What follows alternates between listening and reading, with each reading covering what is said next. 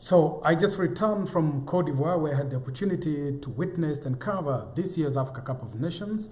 I saw firsthand what it means for the people of Côte d'Ivoire to win the AFCON, and importantly, very especially to host and win it, becoming just a couple of countries, in fact, the 9th country in Africa to be able to achieve such a feat. It's not every day that you host Africa Cup of Nations and get to win it. So Côte d'Ivoire just did that. And for them, the people of Côte d'Ivoire, even though their team, faltered at the beginning of the tournament, almost getting knocked out, firing the coach, appointing a local coach, knocking Mali, knocking out Senegal, the defending champions, Nigeria, DR Congo, and again, winning AFCON.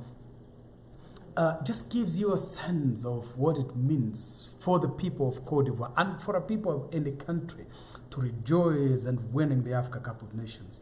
33 editions later, many people say this was the best AFCON they have seen. Certainly comparisons being made across the board with other countries and other jurisdictions that have hosted AFCON.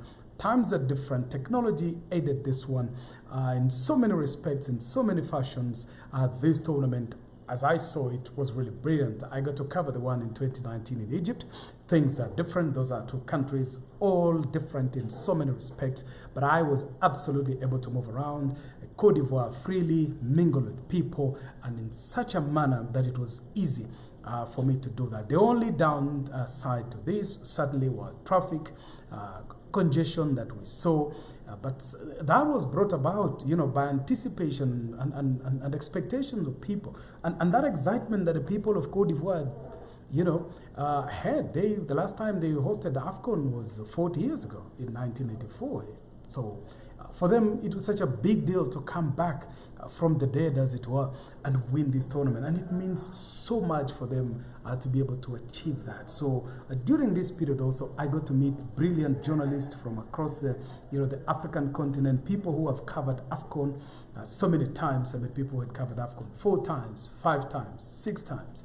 A gentleman was talking about almost going to double digits, AFCON, and it was such a brilliant thing to catch, this experience firsthand and just hear from them how they have done it over the years, the difference they have seen, the improvements they have seen. Others are talking about the prize money, others are talking about infrastructure, the game, the depth of the game, how this tournament, they started covering it. Teams were 16, now it's 24, and people are talking about how about when we get to 48, if ever we're going to get to that point.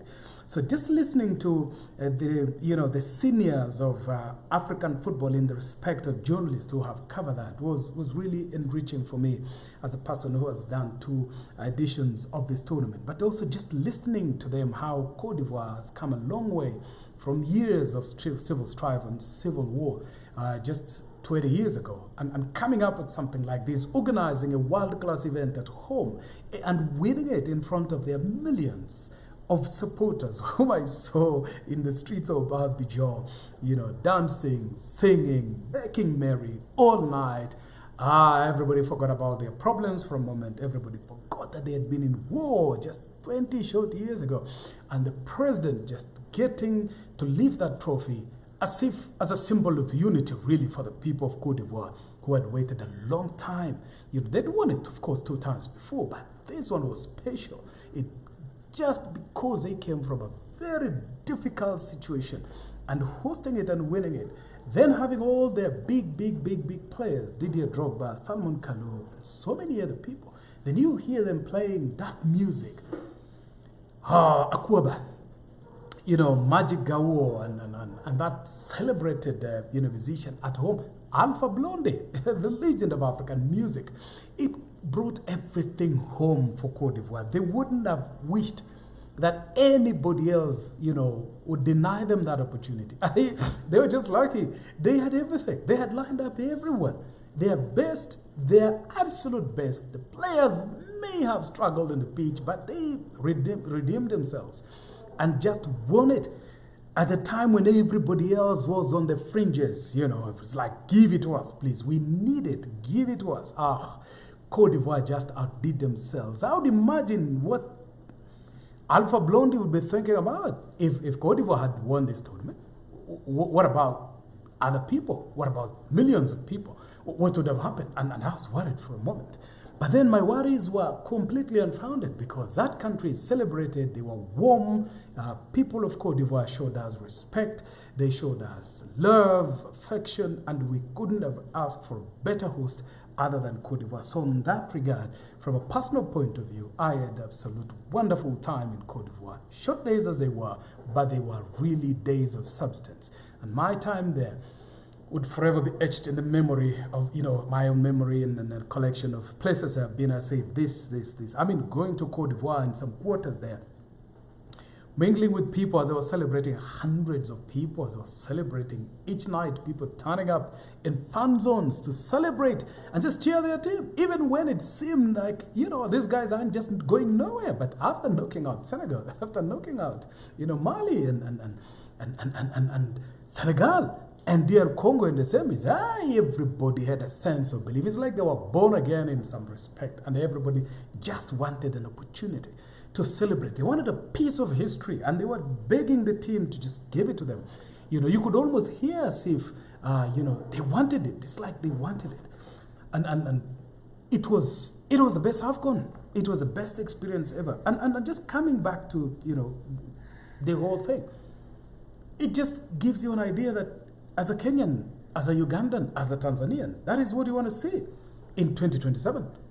Well, we are hosting it. We won the rights. I'm just looking through that document there, just behind me. It's a 167 document, B document that I've been perusing. It's called the Pamoja B, the one that won Kenya, Tanzania, and Uganda a joint hosting right for the 2027 Africa Cup of Nations. Well, it's February 18th, 2024. This tournament is going to be played just 3 years away from now, 2027. We know that the next year's event is going to Morocco. When? Well, who knows when it's going to be played exactly, but within the year 2025. And for Morocco, they don't need any invitation. They don't need any discussion, certainly about getting ready. Not for this AFCON 2025. They are ready. I've been there twice. I've seen it. And there's no question about Morocco's capacity to host Africa Cup of Nations 2025. Heck, they are co-hosting FIFA World Cup 2030 alongside Spain and Portugal. So for Morocco, this is, like just brushing the teeth, preparing for the next meal, a bigger one that is coming. So what is it that Kenya, Uganda, and Tanzania can learn from Côte d'Ivoire? Because that was the closest. I'm a little bit disappointed that we didn't see delegations, from Kenya, Uganda, and Tanzania there. It may be premature, many people say, because each country has not yet constituted the local organizing committee. Maybe they have not gazetted the LOC. So they would say it to be premature to go there. But it is not. Time is of the essence. Time is of the essence. I was in Qatar in 2021, and in the process of learning about how that country pulled through arguably one of the best World Cups we have seen, in terms of organization, security, and everything around it. Again, drawing parallels here and comparisons with Côte d'Ivoire. When Qatar won the bid to host a World Cup in 2010, South Africa, they put everything in motion. They had people all over. They moved with speed. They started constructing the stadium from scratch. We were there. I saw it. I saw the stadium, the one that had been constructed. Nothing had existed 6 years before that. And it was just a story of preparations, a story of deliberate planning. They sent people to the 2014 World Cup in Brazil for benchmarking, lessons, just knowing how this thing is being organized. Of course, they also organized a number of big events around their country, Formula One and whatnot. Qatar Grand Prix also just gives you a scale of organization, of organizing a world-class event. But they had people going to Brazil 2014. They had people in 2018 World Cup in Russia. Of course, then in between there were big events that were happening around the world. You talk about the UEFA Champions League, you talk about so many other Asian Cup and so many others.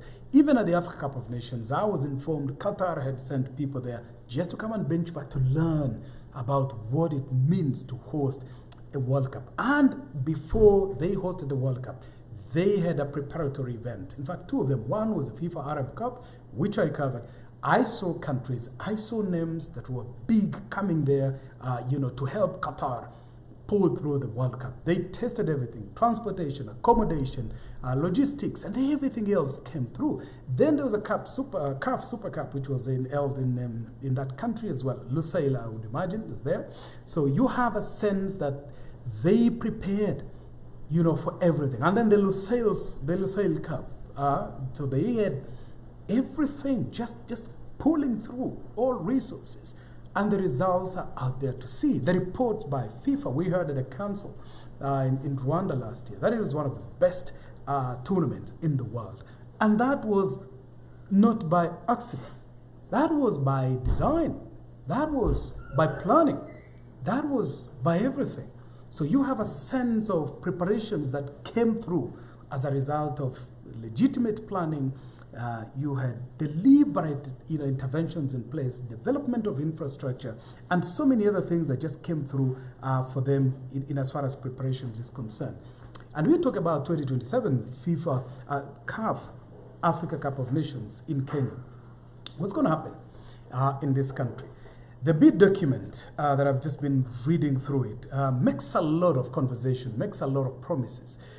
They are talking about stadium in Uganda, Kenya, and Tanzania. Let me try and just touch a few that I can remember. In Tanzania and mainland Tanzania and Zanzibar, they are talking about building a new stadium in Arusha, Benjamin Mkapa, and then there's a brand new stadium also to be constructed at the Benjamin Mkapa Stadium in Tanzania already, just some bit of renovation they're talking about, built in 2007. So you have that. Mainland Zanzibar, Mani Stadium there, being proposed as one of the venues. You have Fufa Stadium in Uganda. You have Akibua Stadium there, as well as Nambole in Uganda. In Kenya, you have Nyayo National Stadium, right in the middle of Nairobi. You have Kasarani Stadium, just 20 kilometers away from the city center.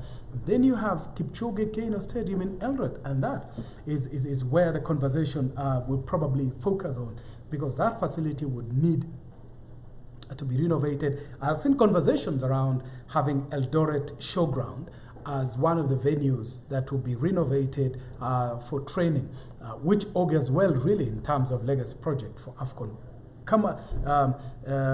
Eldoret Kipchoge Keino Stadium would benefit greatly if AFCON were to go there. But there are people who are seeing what we've, the love of football in western part of the country. How about an opportunity to take it to Buhungu Stadium or somewhere in western Kenya? We have seen when local league matches are played there, how the fans are turning up. We saw football fans last year when there was a school competition, hundreds, thousands of them just turning up and enjoying a match of football, in as far as that competition being held in that place is concerned. So here we are trying to dream about Kenya. And there's a conversation around, sorry, I'm just going to get this right here. So there's a conversation around building a new stadium, building a new facility, Talanta Stadium in Kenya. It's being proposed to be a 60,000-seater, brand new one. Conversations around where it's going to be, it's taking dimensions. Initially, we heard it's going to be on Ngong Road within Nairobi, but then thoughts seem to be flying around that other areas could also benefit from this particular stadium. Côte d'Ivoire Abidjan in Côte d'Ivoire is a coastal city. So we saw late kickoff matches being very, very favorable and being the fans' favorite, because they would turn up in the evening. It's hot and humid there, very nice for a lot of people. If you're talking about fan zones and areas where fans can watch football, those who may not get the tickets, certainly, but then again, Mombasa or coastal Kenya, there are conversations, they are pleading to have us a role to play in terms of organizing Africa Cup of Nations, even one match or even, two, so to speak. But they want something. They want this AFCON to be a catalyst of development in coastal Kenya, just trying to build a stadium there. So that is a conversation that will happen in the coming days. But coming back to the bid document, which talks about construction of a new facility in Nairobi for Kenya, and this is where I am pleading that we are going to get out of time if we don't begin now. First things first, we need to have the local organizing committee in place. The LOC has to be constituted, has to be gazetted, and has to be in place, funded, and begin to work. This is like running a marathon, and I think Eliud Kipchoge is going to teach us something here about winning a marathon. The late Kiptum would have taught us much about winning it in record time. But then again, we have to do and deal with what we have. We have to get the LOC, on the move.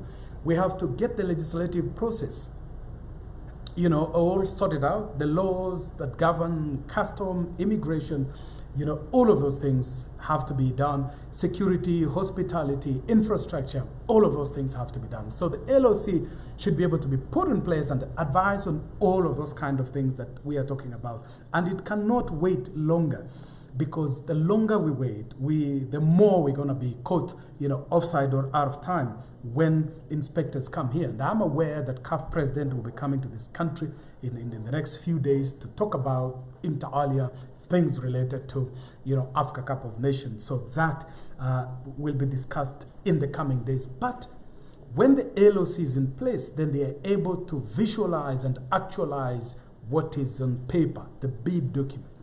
It has to be moved. Whatever was made, whatever was promised on paper has to be done on the ground. And this is what we're talking about. There's a conversation about building the stadium and who is going to build the 60,000 capacity seated Talanta Hela Stadium, or Talanta Stadium, Talent Stadium, if you will, in Kenya. I would differ with those who think that the Kenya military should build this. With all due respect to the wonderful men and women of the uniform keeping this country together, we have seen associations, or we have seen precedents of what was said to be built by the military, the stadium in Embu and the stadium in Kericho, and you can all go and see what work was done there. It is nothing to write home about. Certainly, these are not the kind of standard works that will be approved by CAF. The standards of stadia has to be internationally acclaimed, and I would throw it out there that people with proven experience and precedence of building world-class facilities should put their hands on it in this new facility, so that we do not have news during the Africa Cup of Nations. So those are kind of considerations. The military could supervise it. Not to be controversial in any way, I'm just saying that our men and women in uniform are fantastic, but we have engineers from around the world who can do a better job. We have seen what was done in Egypt. I was there. I've seen what was done in Cameroon. I saw them building those facilities, some from scratch. I was in Douala. I was in Yaoundé. I saw Japoma in Douala being built from scratch. Wonderful job being done. Some bit of delays here and there, but then this is the nature of these things. And at the end of the day, you have acclaimed companies and people, professional civil engineers, and so many other people who put their professional, hand or signature on it, having done similar job elsewhere. They would say we done it in Turkey, we did it in the People's Republic of China, we did it in Côte d'Ivoire. We saw how the People's Republic of China and the government of the PRC helped them to come together and build such a fantastic, array of infrastructure, from hotels, from roads to hospitals to bridges and stadia. We saw all of that, and it's just wonderful to see. So we would probably want similar thing for Kenya, and in terms of just getting the right people to do the right job, get the right men and women to do the right thing. So we need to do that and get everybody on the same page, as it were. Get everybody on the same wavelength. Guys doing security, hospitality, and all of that. Let me give you an example. In the proposed bid here in Kenya, they are talking about Nyayo National Stadium, as one of the venues that will need to be renovated, will need to be prepared afresh to meet international standards as required by FIFA and as required by CAF. Some of hotels around Upper Hill, like Crown Plaza, for example, or Radisson Blue, have been proposed as one of the hospitality areas and centers. So that would augur very well. In Eldoret, for example, you're talking about Boma Hotel, Eka, and so many other areas around there. that have been proposed as one of the hospitality venues, for AFCON. So these are kind of things that you want to see, and then with this kind of knowledge, then you get a sense of what we need to do. That has to, the hospitality, the infrastructure, have to match, what was pleaded as and promised as a bid. So we have to get the stadium, the Kipchoge Keino Stadium, ready and in good time. Then you have to get the training pitches for training around, get ready. Nairobi does not have a shortage of areas which can be used for training. There are so many areas around Nairobi which would do this work without any confusion. So, but the point I'm trying to make here is one, that time is of the essence. Time is of the essence. We are talking about 3 countries that must move together in unison, must work together, must get their act together, and must harmonize a lot of things, from immigration to laws, things about security, things about intellectual property rights, so many other guarantees that the government, irrevocable government guarantees that have been provided. And each country is putting the bid, is putting together about $30 million,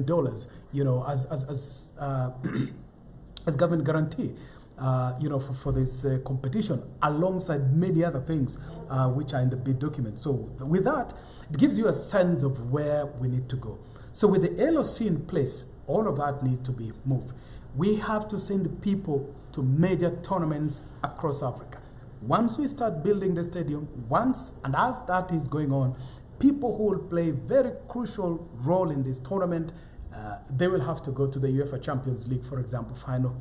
They will have to go to the Asian Cup, for example. They will have to go to Morocco, 2025. They have to go somewhere as far as Europe, Asia and stuff, just to learn and to benchmark and to get the very best. We have to bring people also to Kenya to teach us. So the approach for the Pamoja bid, for me, has to be guided by teachability and malleability. We haven't done this before. It's only Ethiopia and Sudan in this region that have hosted AFCON. And those are way, way back in the days, 70s and 80s.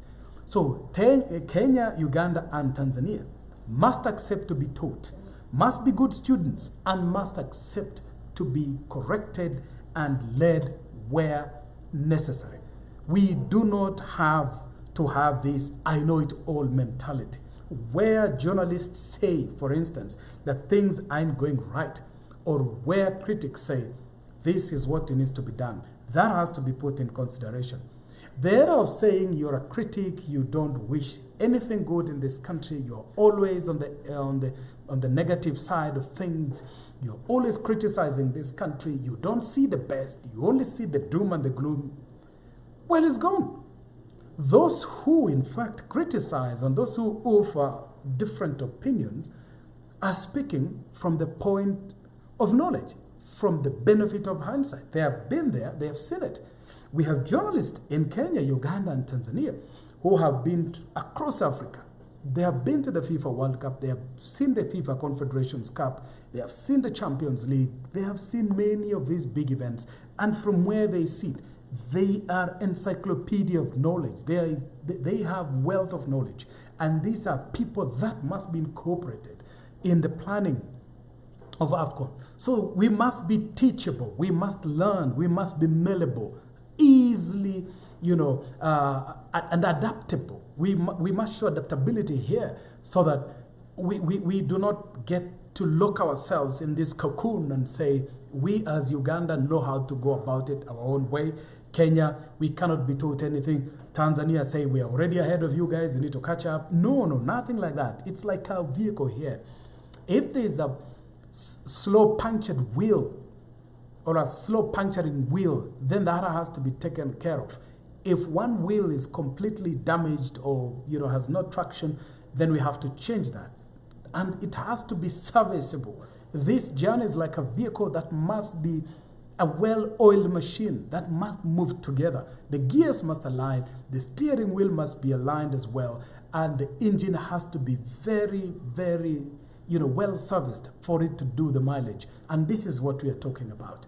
So there is absolutely no time. If you look at it, it's February 2024. AFCON 2025, just 10 months away. Suddenly, we expect it to be in January. Then what? There's going to be 2 years, only 2 years.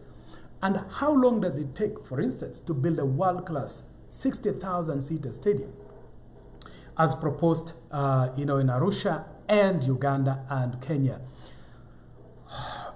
36 months away is 3 years. So if you are taking 24 months or 30, you would need buffer zone. You would need additional time to put the new infrastructure in use. It's just like when you're buying a new vehicle. You cannot go to the showroom and buy a vehicle with 0 mileage. What does that mean? That it hasn't been fueled? Nobody has tested the brakes. Nobody has tested the engine. The fuel hasn't even gotten to the engine. The pumps, the pistons haven't tested anything.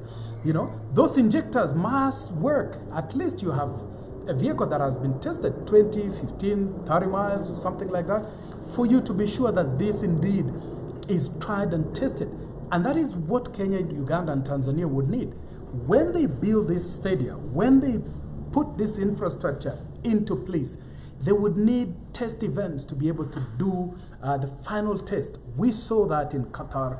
We've seen that in other jurisdictions where, for example, Kenya, Uganda, and Tanzania, you could have a thought that they would get to host a round of maybe CAF Champions League final, or CAF Confederation Cup final, or CAF Super Cup, could be spread across these 3 countries, or just a regional tournament in Sekafa or Kosafa that will give Kenya, Uganda, and Tanzania an opportunity to be able to test the stadium and test the infrastructure, facilities, logistics, ticketing, security, things to do with immigration and customs and so many other things. All of those things need to be tested and put in place. So this is what we're talking about. The time is of essence. If we don't get to build this stadium in good time, we'll not get time to test, and chaos will ensue during that time. We cannot be testing systems during AFCON. No, it's going to have to begin. That process has to begin before, AFCON 2027. So we are talking about, if AFCON 2027, for example, is going to be held in January, so certainly November and December should be trial months, at least for these 3 countries. And we have never hosted it. At least other countries have. If you look like countries like Ghana, for example, they hosted it in 2008, and in 2000 co-hosted Nigeria. Okay, Equatorial Guinea and has hosted this, and Gabon, they co-hosted this thing. Gabon also getting a chance to host it on its own. As I said, country like Morocco, absolutely no problem. They have infrastructure, they have the railway, they have the trams from Marrakesh to Casablanca to Fars to Tangier and Marrakesh and Rabat. All of those cities are ready already, and they are ready for AFCON 2025. So what is it that this part of East Africa has? For a long time, we have said that AFCON has remained in West Africa. AFCON has been in Ghana. AFCON has been in Equatorial Guinea. AFCON has been in Gabon. AFCON has been in, Nigeria. AFCON has been in Cameroon. AFCON has been in South Africa, the southern part of Africa. So it's time for the family of East Africa to come back to the football table, the table of men, and enjoy this. And I'm hoping Kenya, Uganda, and Tanzania will not mess up this opportunity. That the AFCON 2027, and I want to be proven wrong, I'd like it to be hosted as bid. That it's going to be Kenya, Uganda, and Tanzania, not Kenya, Uganda, and Rwanda, or Uganda, Tanzania, and Rwanda, because Kenya will have, maybe missed out on account of preparations or lack of it, on account of not getting ready. And I just want to remind everybody that, particularly for Kenya, I don't know about the rest of the countries, but we've been here before. In 1996, we bid to host. We didn't get anywhere with that. In 2018, we wanted to host the African Nation Championship. Only 8 teams, I think. And then we said, we couldn't, and Morocco took it up. So is lightning going to strike the same place twice? I want to be proven wrong. I want to be proven wrong in 2027. I really want to be proven wrong. And I want a situation where I come back and look at this video, hopefully, inshallah, and say, you are wrong. I do not want to be vindicated. But what is it that we bring on the table, as Kenya. And I want to remind us that we are not special. In no way is Kenya special. I cannot speak about Uganda and Tanzania. I can only speak about Kenya. We have seen CAF take away hosting rights for some countries because they were not ready. Cameroon, with all the things they had done, putting billions of CFA and millions of dollars in getting ready for the 2019 AFCON, they were not ready. They had problems and CAF had to take this thing to Egypt. Guinea, we saw them losing the rights to host the 2025 on account of not getting ready, and particularly the coup that was happening in this country. Well, we are 3 years away. Hopefully, barring all incidents and all occurrences, we hope this AFCON will happen here. But then again, there are no guarantees, as we have seen. The 2020 Olympics was torpedoed by the onset of COVID-19 pandemic and the coronavirus. So, barring any other, occurrence, we hope that it's going to be in these 3 countries, and particularly in Kenya, something which I'm really passionate about. So, what is it that we need to do? Need to start getting going. We need to start moving. We need to oil the parts. We have to service the journey. We have to service the vessel that is AFCON 2027 LOC and preparations. Get the right people for the job. Hire expatriates if you have to. Get people from outside this country if you have to. Create capacity at home. Certainly we have people who can do that. But if we are not able to do that, then I'm afraid we will have to get people who will get the job done. There are no two ways about it. We have to get it done once and once for all. There are no compromises here. Get the best people to do the job. Harambee Stars have already qualified for AFCON 2027 on account, of hosting. But they still have to go out there and play in the qualifying matches anyway, so that they get ready and prepare themselves, sharpen themselves. We saw Cameroon had already qualified, but they opted to go the full length, of Africa Cup of Nations qualifiers just to get ready for this tournament. It's going to be the same thing with Kenya in terms of preparations. We have to get the people to do the job. You have to get the right people to do the right job in order to actualize this dream. So we have to get moving. All those guarantees have to be done. So I just want to come back here in future, perhaps, and get, to say that I was wrong, and this is AFCON 2027. But there are no guarantees. We have to get it right, and we have to get it right at all costs. So those are a few thoughts I had about AFCON 2027.